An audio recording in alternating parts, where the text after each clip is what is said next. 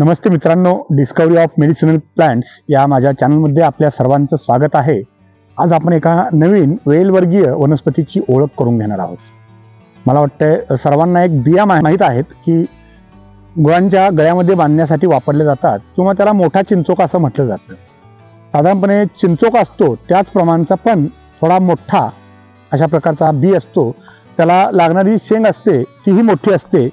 आपण बघू शकता समोर अशा पद्धतीने मोठ्या शेंगा साधारणपणे 3 फूट ते 6 फूट लांबीच्या शेंगा याला लागतात। याचं नाव आहे गार्बीज किंवा याला गारदाळ असं म्हणतात। एंटेरा स्कॅन्डेन्स असं याचं बोटॅनिकल नाव आहे। इथं पण आहे, ही अशा प्रकारची शेंग दिसते। तर मित्रांनो, ही समोर जी वर शेंग दिसते ती अशा पद्धतीने अगदी मोठी शेंग, सगळ्यात मोठी शेंग जाडजूड शेंग असते आणि त्याच्यामध्ये ज्या बिया असतात त्या या प्रकारच्या असतात। माझ्या हातामध्ये ज्या बिया आहेत अशा प्रकारच्या बिया या आहेत, गारदाळाच्या किंवा गार्बीजच्या बिया म्हणतात।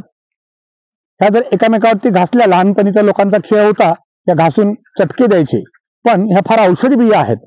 याचा वापर औषधामध्ये जास्तीत जास्त केला जातो। त्या कोवळ्या असताना याची भाजी देखील बनवली जाते। एक प्रकारची रानभाजी देखील आहे। खास करून गोव्यामध्ये जे आदिवासी भाग आहे, कानकोण परिसरामध्ये राहणारे आदिवासी लोक आहेत, त्यांच्याकडून याची भाजी बनवली जाते।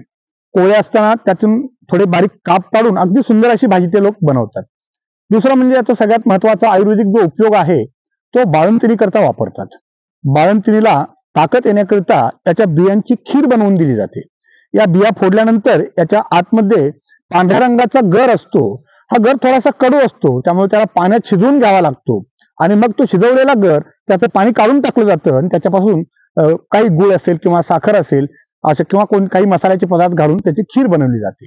दुसरी गोष्ट सगळ्यात महत्त्वाची ती म्हणजे कंबरदुखी, गुडघेदुखी, सांधेदुखी, मणक्याचे विकार याच्यामध्ये देखील याची पावडर, या बियांची पावडर साधारणपणे मधाबरोबर दिली जाते। अशा प्रकारे हा फार मोठा वेल होतो। जवळजवळ मी बघितलेले जेवढे वेल आहेत अगदी 3-4 एकरामध्ये देखील पसरलेले वेल असतात। अगदी भले मोठे चिंचेचं खोड जितकं असतं ना तितकेच मोठं खोड या वेलाचं होतं। काही वेळा वाटतं की हा एखादा वृक्ष आहे, पण दुर्दैवानं तसं कसं काही नसतं, तो एक वेलच असतो। तर तुम्हाला खास वेल दाखवण्याकरता थोडंसं बाजूला यावं लागलं। हा थोडासा इकडे काहीतरी काम चालल्यामुळं थोडा वेल तुटलेला आहे, नदीच्या काठावरतीच आहे, त्यामुळे काहीतरी इकडे काम चाललं असेल कदाचित डेव्हलपमेंटचं। तर बघा कसं वेटोळ्या घालून भला मोठा, सहज उचलता पण येत नाही असा वेल आहे। याच्यापेक्षा कितीतरी मोठा तो वेल होतो आणि खास करून हा वेल उगवतो तो नदीच्या काठावरतीच किंवा ओढ्याच्या काठावरती। तुम्हाला हा वेल असा जंगलात कधी बघायला मिळणार नाही किंवा कोणत्या जंगलात आतल्या बाजूला जिकडे नदी नाला आहे त्याच ठिकाणी तुमच्या नजरेस हा पडू शकतो, कारण ह्या बिया रुजण्यासाठी घट्ट असतात। याची डॉर्मन्सी जास्त असते, या लवकर रुजत नाहीत। त्यामुळे या बिया पाण्यात पडतात, नदीकाठी वाहत जाऊन कुठेतरी तटाला जाऊन बसतात, मग खूप दिवसांनी त्याची डॉर्मन्सी मोडते, मग त्यातून नवीन रोप तयार होतं। त्यामुळे सहजासहजी याला रुजवायचं म्हटलं शक्य नाही, अत्यंत कठीण आहे याचं रुजवणं। बघा कसा वेटो घालून छानपैकी चढलेला आहे, अगदी एखादा साप मोठा अजगर पडले की काय असं वाटतंय।